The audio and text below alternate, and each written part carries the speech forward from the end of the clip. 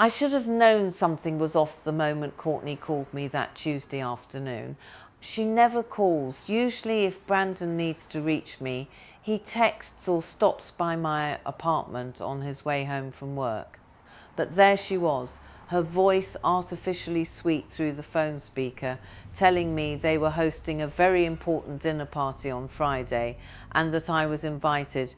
It's black tie, Patricia. Well, cocktail attire at least, for having someone very special over, and Brandon really wants you there. I held the phone away from my ear for a moment, staring at it like it might explain this sudden shift in the universe. In the 6 years since Brandon married Courtney, I could count on one hand the number of times she'd voluntarily included me in anything. There was the wedding, of course, where I wasn't allowed to give a speech. The first Christmas where I arrived to find she'd already served dinner without waiting for me. The baptism of my first grandchild, where she seated me in the back row behind people I'd never met. Each small cruelty I'd swallowed like bitter medicine, telling myself it didn't matter that I was being oversensitive, that keeping the peace was more important than my wounded pride. I'll be there, I told her, already knowing I'd regret it, but unable to say no to any chance of being part of my son's life. I spent Thursday afternoon at the outlets near Canton, something I rarely do anymore on my fixed retirement income. But I wanted to look nice, wanted to prove to Courtney and maybe to myself that I wasn't just the frumpy old mother-in-law she seemed to see when she looked at me. I found a navy dress with delicate silver threading, elegant but not flashy, and a pair of low heels that wouldn't kill my feet. That evening, I baked my apple pie from scratch, the same recipe I'd used for Brandon's birthday every year of his childhood, the one that used to make him wrap his arms around me and say, "Mum, you're the best cook in the whole world." Friday evening, I arrived at their house in Westerville at exactly 6:30, the time Courtney had specified. Their home always made me a little sad. A beautiful 4-bedroom colonial with a manicured lawn and a 3-car garage. The kind of house I dreamed of giving Brandon when he was young, but never could afford on a teacher's salary. I rang the doorbell, balancing the pie in one hand, and Courtney answered, wearing a burgundy cocktail dress that probably cost more than my monthly rent. "Oh, Patricia, you're early," she said, though I was exactly on time. She didn't comment on my dress or the pie. She just stepped aside to let me in, her perfume so strong it made my eyes water. The house smelled like catered food, nothing like the warm, homey scents of garlic and herbs I used to fill our little kitchen with. Brandon appeared from the living room and my heart lifted the way it always does when I see my son. He's 34 now, tall and handsome like his father was before the drinking got bad, but with my eyes soft and brown and kind. "Mum," he hugged me, and for a moment everything felt normal. "You look great. Is that a new dress?" "Wanted to look nice for your special dinner," I said, handing him the pie. "What's the occasion?" Brandon glanced at Courtney, and something passed between them that I couldn't read. "We're hosting Nathan Pierce," he said, and there was an excitement in his voice I hadn't heard in months. "He's the CEO of Next Tech Solutions. Huge deal, Mom. If he agrees to invest in my app, we could finally get it off the ground."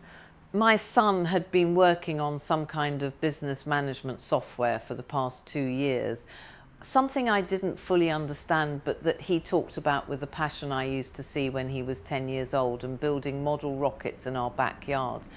He'd been searching for investors, pitching to anyone who would listen, growing more discouraged with each rejection. "That's wonderful, honey," I said, meaning it. "I'm so proud of you." Courtney took the pie from Brandon's hands without looking at it. "I'll just put this in the kitchen," she said in a tone that suggested she'd be putting it directly in the trash. Other guests started arriving, Courtney's sister Kristen and her husband Derek, a couple named Travis and Amber, who apparently lived 3 houses down, and Courtney's parents Donald and Margaret, who had never been warm to me but had never been outwardly cruel either. We all gathered in the living room with glasses of wine, making small talk while we waited for the guest of honour. I found myself standing near the fireplace, half listening to Donald talk about his golf game, when I noticed the dining room table through the doorway. It was set beautifully, fine china I'd never seen before, crystal glasses catching the light from the chandelier, name cards at each place, setting. I counted the seats, 12. I scanned the little white cards from where I stood, squinting slightly. I could make out Brandon and Courtney at the head of the table, Mr. Pierce to Courtney's right, the places of honour. "Dinner's almost ready," Courtney announced, her voice bright and hostess perfect. "Why don't we all move to the dining room?" I followed the group, my low heels clicking softly on the hardwood floor. Everyone began finding their name cards, pulling out chairs, settling in with murmurs of appreciation for the table setting. I walked slowly around the table looking for my name. Brandon was at one end, Courtney at the other. The seats immediately surrounding them were for Nathan Pierce, Kristen, Derek, Donald, Margaret. I kept walking. Travis and Amber were placed mid-table. There were 2 seats near the far end, but the name cards read Katie and Tyler, my 7-year-old granddaughter and 5-year-old grandson. I stopped walking. I looked again, certain I'd missed it, but there were only 12 chairs and 12 name cards, and none of them had my name. "Courtney," my voice came out smaller than I intended. "Where should I sit?" The room went quiet in that terrible way that makes you know everyone was already aware of what you're just now discovering. Courtney looked up from where she was adjusting a napkin, and her smile didn't reach her eyes. "Oh, Patricia," she said, and I hated the false sympathy in her voice. "I'm so sorry, there must have been a miscommunication. We only have seating for the immediate family and our close friends tonight. We have more important people for those seats." She gestured vaguely at the table. "But don't worry, I've set up a lovely spot for you in the kitchen with Katie and Tyler. The children would probably enjoy having their grandmother with them." The words hit me like a physical blow. More important people. I was not important. I was not immediate family, apparently, despite being the woman who had given birth to the man sitting at the head of this table. I was less important than the neighbours 3 doors down, less important than a business associate my son had never even met before tonight. I looked at Brandon, waiting for him to say something, to stand up for me, to tell his wife that this was unacceptable. But he was staring down at his plate, his jaw tight, his face reddening. He opened his mouth, then closed it. He looked at Courtney, then at me, and I could see the war happening behind his eyes, the desire to defend his mother versus the fear of upsetting his wife, of ruining this important evening, of jeopardizing the investment he needed so desperately. And he said nothing. Something inside me that had been bending for 6 years finally snapped, not with rage, not with tears, but with a cold, clear certainty. I would not eat in the kitchen. I would not give Courtney the satisfaction of seeing me humiliated, diminished, sent away like a servant. I would not teach my grandchildren that this was acceptable, that people who loved you could treat you as disposable. I smiled, a real smile, calm and genuine, the kind I used to give students who were testing me, trying to see if they could break my composure. They never could. "You know what, Courtney?" I said softly. "I'm not very hungry after all. Thank you for the invitation, but I think I'll head home." I turned and walked toward the front hallway where I'd left my coat. Behind me, I heard Brandon's chair scrape against the floor. "Mum, wait." "It's fine, sweetheart," I said without turning around. "You have an important evening. I hope it goes well. I really do." My hands were shaking as I picked up my coat from the rack.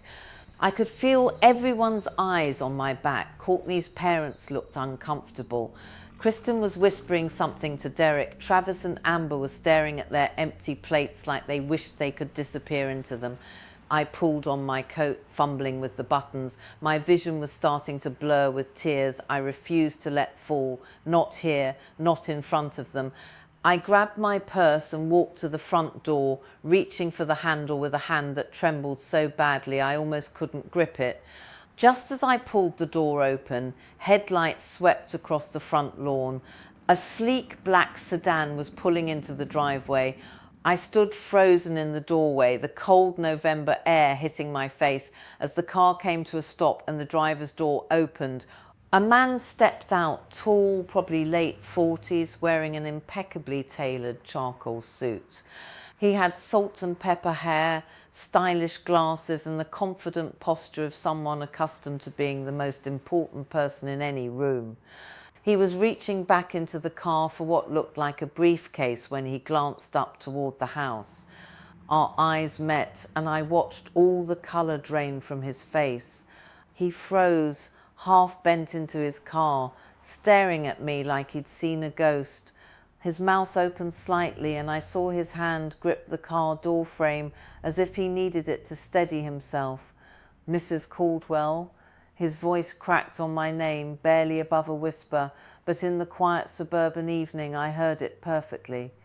And suddenly I was 23 years in the past, standing in my classroom after school on a Thursday evening in March, watching a 16-year-old boy with long hair falling into his eyes, worn-out sneakers and a chip on his shoulder the size of Lake Erie slump into the desk across from mine.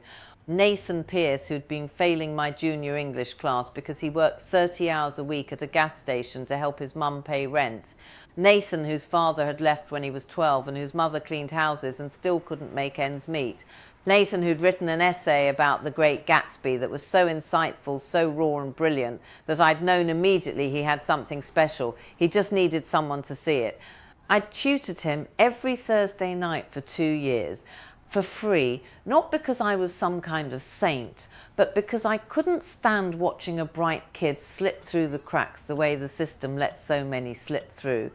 I'd helped him bring his GPA up, helped him study for the SATs, helped him fill out college applications and scholarship forms, drove him to campus visits at Ohio State when his mother couldn't get time off work, written recommendation letters that made me cry as I typed them because I believed every word. The last time I'd seen Nathan was at his high school graduation. He'd hugged me so hard, he'd lifted me off my feet, told me he was going to make me proud, told me he'd never forget what I'd done for him. And then he'd gone off to Columbus for college, and life had moved on the way it does. I'd thought of him occasionally over the years, wondered how he was doing, hoped he was happy, but I'd never tried to contact him. That wasn't what our relationship had been about. I helped students and then I let them go, trusted that I'd given them what they needed to fly. And now here he stood, 23 years later, staring at me like I was everything. "Nathan," I breathed. He closed his car door and walked toward me, moving slowly like he was afraid I might vanish. As he got closer, I could see his eyes were wet. "Mrs. Caldwell," he said again, and his voice was steadier now but full of emotion. I can't believe it's you. What are you? You live here." "My son lives here," I said, still standing in the doorway, utterly confused. "Brandon Harrison, this is his house." Nathan's eyebrows shot up. "Brandon Harrison is your son, Brandon who created the software." He stopped, looking past me into the house where I could sense everyone had crowded into the hallway to see what was happening. His expression shifted, becoming more controlled, professional, but when he looked back at me, his eyes were still soft. "You were leaving." It wasn't a question. He could see my coat, my purse, the tears I was still fighting. "I was," I said simply. Something hardened in his face. He looked past me again, and I heard Courtney's heels clicking rapidly across the floor. "Mr. Pierce," her voice was sugary sweet, desperate. "We're so honoured to have you. Please, come in, come in. Dinner is ready, and we have the most wonderful—" "Mrs. Caldwell was leaving," Nathan said, cutting her off with a politeness that somehow made the interruption more pointed. Why? The question hung in the cold air. I could hear Courtney fumbling for words behind me. "Oh, well, Patricia wasn't feeling well." "And is that true, Mrs. Caldwell?" Nathan asked me directly, ignoring Courtney completely. "Are you not feeling well?" I could have lied, could have smoothed it over, played along, avoided the conflict. That's what I'd been doing for 6 years. But looking into Nathan's eyes, those same eyes that used to look up at me from across a desk, hungry for knowledge, desperate for someone to believe in him, I couldn't do it anymore. No, I said quietly, that's not true. Nathan's jaw tightened. He looked past me into the house, his gaze sweeping over the crowd gathered in the hallway, landing on Courtney, then on Brandon. Then I'd like to know, Nathan said, his voice quiet but carrying unmistakable authority, why the woman who changed my entire life was walking out of this house in tears. The silence that followed was suffocating. I could hear Courtney's sharp intake of breath, could feel Brandon's presence somewhere behind her. Nathan waited, his eyes never leaving my face, patient in the way powerful people can afford to be patient. Maybe we should all go inside, Donald said from somewhere in the hallway, his voice uncomfortable. No need to air things out on the front porch. I think that's an excellent idea, Nathan said, but he wasn't looking at Donald. He extended his arm toward me. Mrs. Caldwell, would you join us? Please. I looked at his offered arm, then back at his face. There was no pity there, no condescension, just respect. The same respect he'd shown me when he was 16 years old, and I was the only teacher who'd bothered to learn his story. I took his arm. We walked into the house together, and the crowd parted like water. Courtney's face had gone from flushed pink to chalk white. Brandon stood frozen near the dining room entrance, looking like he wanted the floor to swallow him whole. Nathan led me past all of them, directly to the dining room where that beautiful table still waited with its 12-place settings. He looked at the name cards, his expression growing colder with each one he read. When he reached the two cards at the far end, Katie and Tyler, he turned to face Courtney. Where was Mrs. Caldwell supposed to sit, he asked. Courtney's mouth opened and closed. There was a misunderstanding about the seating. That wasn't my question. Nathan's voice was still polite, still professional, but there was steel underneath. Where was she supposed to sit? Nobody answered. The silence stretched until I couldn't bear it anymore. In the kitchen, I said softly, with the children. I watched Nathan close his eyes briefly, his jaw working like he was physically restraining himself from saying what he wanted to say. When he opened them again, he looked at Brandon. Your mother, Nathan said slowly, is Patricia Caldwell. The Patricia Caldwell who taught English at Lincoln High School in Ravenna for 34 years. Brandon nodded, confused. Yes, that's right. The Patricia Caldwell who stayed after school every Thursday night for 2 years to tutor a failing student who couldn't afford a tutor, who drove that student to college visits on weekends, who helped him apply for every scholarship that existed, who believed in him when nobody else did, including himself. I saw understanding begin to dawn on Brandon's face. He looked at me, then at Nathan, then back at me. Mum, he whispered, you never told me. There were a lot of students over the years, honey, I said quietly. I didn't remember everyone's names or where they ended up. But I remembered yours, Nathan said, looking at me with an intensity that made my throat tight. Every single day for 23 years, I remembered. Do you know what I was before I met you, Mrs. Caldwell? I was a kid who was going to drop out at 16, who believed I was too stupid for college, too poor to matter, too nothing to ever be anything. And you sat across from me every Thursday night and told me I was brilliant. You told me I could write, that I could think, that I had something valuable to offer the world. You gave me books I couldn't afford and told me they were gifts, not loans, because you knew I'd be too proud to accept charity. He turned back to Courtney and his voice dropped. And you put her in the kitchen. Mr. Pierce, please, I had no idea. Courtney was crying now, her mascara starting to run. If I'd known she was important to you. She shouldn't have to be important to me to be treated with basic human dignity, Nathan said sharply. She's your husband's mother, the woman who raised him alone.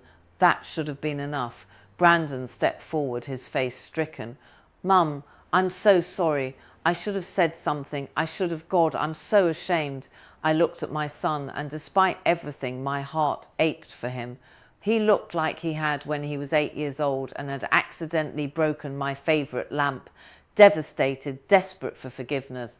You should be, I said quietly, and I watched him flinch. Not because you didn't defend me against your wife, that's between you and her, but because you've been letting her treat me like I don't matter for 6 years, and tonight you finally saw it clearly and you still chose to stay silent. You chose a business deal over your mother's dignity. The business deal doesn't matter anymore, Nathan said flatly. He looked at Brandon with something like disappointment. I don't invest in people who don't understand the value of loyalty, of gratitude, of basic decency. Your software might be brilliant. I haven't even looked at it yet, but I don't care. I don't do business with people who treat their mothers like inconveniences. Brandon's face crumpled. Please, Mr. Pierce, my mother has nothing to do with my work. Your mother has everything to do with who you are, Nathan cut him off. And who you are as someone who stood by while the woman who sacrificed everything for you was humiliated in front of strangers. He paused, then added more gently, maybe that changes, maybe you learn from this, but not tonight and not with my money. He turned back to me and his expression softened completely. Mrs. Caldwell, I was planning to stay for dinner, but I find I've lost my appetite. Would you do me the honour of joining me for a real meal? There's an excellent steakhouse in Columbus I'd love to take you to. We have 23 years to catch up on. I looked around the room at Courtney still crying, her perfect dinner party destroyed, at Brandon looking like his world was collapsing, at the neighbours and in-laws who'd witnessed everything, their faces ranging from shocked to uncomfortable to, in Kristin's case, almost pleased, at the beautiful table that had no place for me. I'd like that very much, I said. Nathan offered his arm again and we walked toward the front door. Behind us, I heard Brandon's voice, thick with tears. Mum, please. I stopped and turned back. Brandon, I love you. I always will. But love doesn't mean accepting disrespect. When you're ready to have a real conversation about how we move forward from this, call me. Until then, I need some space. His face was wet with tears now, and I felt my own eyes burning, but I didn't let them fall. Not yet. Nathan and I walked out into the cold November night. He opened the passenger door of his car for me, and I slid into the leather seat, breathing in the new car smell, feeling the warmth of the heated seats. As he walked around to the driver's side, I let myself look back at the house one time. Through the window, I could see shapes moving, voices raised. The dinner party was over. Nathan got in and started the engine, but he didn't put the car in reverse yet. Instead, he turned to me. Are you okay? He asked gently. I don't know yet, I said honestly. Ask me tomorrow. He smiled, that same crooked smile I remembered from when he was 16 and had just understood a particularly difficult passage in Shakespeare. Fair enough, we drove in comfortable silence for a while, leaving the suburbs behind, heading toward the city lights of Columbus. Finally, Nathan spoke. I need to tell you something, Mrs. Caldwell, something I should have told you 23 years ago, but I was too young and stupid to know how. What's that? After I graduated from Ohio State, I went on to get my MBA, built my first company from nothing, sold it for enough to start Nextech. I've been successful beyond anything I could have imagined.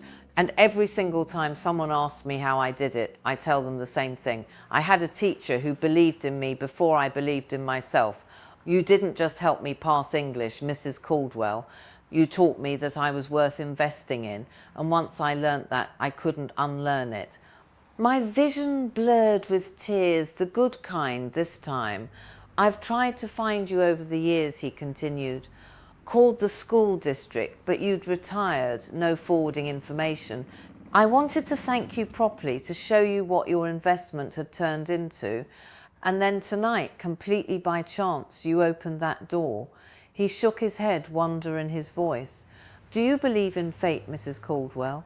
I believe in showing up, I said softly. In doing the work, even when it's hard, even when nobody's watching. That's what I tried to teach you. That's what I tried to teach all my students. You succeeded, he said, at least with me. We had dinner at a restaurant with soft lighting and waiters in bow ties, the kind of place I never would have been able to afford in my teaching days. Nathan told me about his companies, his work, the scholarship fund he'd started for low-income students in Ohio.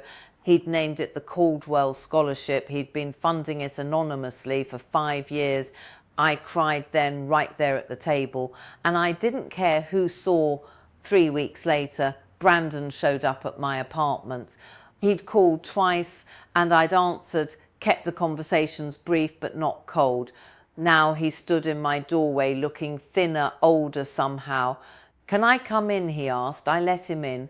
We sat at my small kitchen table, the same table we'd eaten breakfast at every morning of his childhood, and he cried, really cried, the way he hadn't since he was a little boy. "I've filed for divorce," he said. "Courtney and I, we've been broken for a long time. I just didn't want to admit it. But that night, watching you walk out, seeing myself through Mr. Pierce's eyes," he shook his head. "Mum, you raised me better than that. You taught me better than that." "Yes, I did," I said quietly. "I'm so sorry." His voice broke. "I'm so, so sorry. I know you are, sweetheart. And I forgive you. But forgiveness doesn't erase consequences. You hurt me deeply. That's going to take time to heal." "I'll wait," he said immediately. "However long it takes." We talked for 3 hours that afternoon. Really talked maybe for the first time since he got married. He told me how Courtney had been controlling, how he'd felt trapped, how he'd lost himself trying to be who she wanted. I told him how invisible I'd felt, how each small slight had accumulated into a weight I'd carried silently for too long. "I want to be better," he said as he was leaving. "I want to be the kind of man you raised me to be, the kind of man Mr. Pierce thought I was before that night." "Then be that man," I said simply. "Not for me, not for him, for yourself, for Katie and Tyler." He hugged me at the door, and I hugged him back, and it felt like the beginning of something new. 6 months later, Nathan offered Brandon a position at Nextech, not as an investor in his failed startup, but as a junior developer who would have to prove himself from the ground up. Brandon took it, worked harder than he'd ever worked in his life, and slowly rebuilt not just his career but his character. As for me, I volunteer now at the local library, tutoring students who need help with reading and writing. Nathan funded a community literacy program and asked me to run it. Some of my students are struggling high schoolers. Some are adults who never learnt to read properly.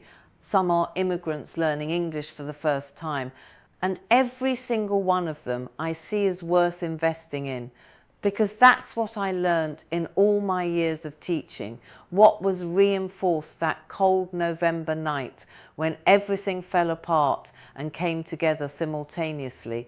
People don't remember what you taught them as much as they remember that you believed they were worth teaching. A dignity isn't something you earn through achievement, it's something every human being deserves simply because they exist. And standing up for your own worth isn't selfish, it's necessary. It's the only way to teach others how to stand up for theirs. I have dinner with Nathan once a month now. Brandon brings my grandchildren to visit every weekend. Courtney remarried and moved to Cleveland. We exchange polite holiday cards, nothing more. And sometimes late at night I think about that moment standing in the doorway, choosing to walk away rather than accept crumbs of respect. It was the hardest thing I'd done in years. It was also the moment I remembered who I was.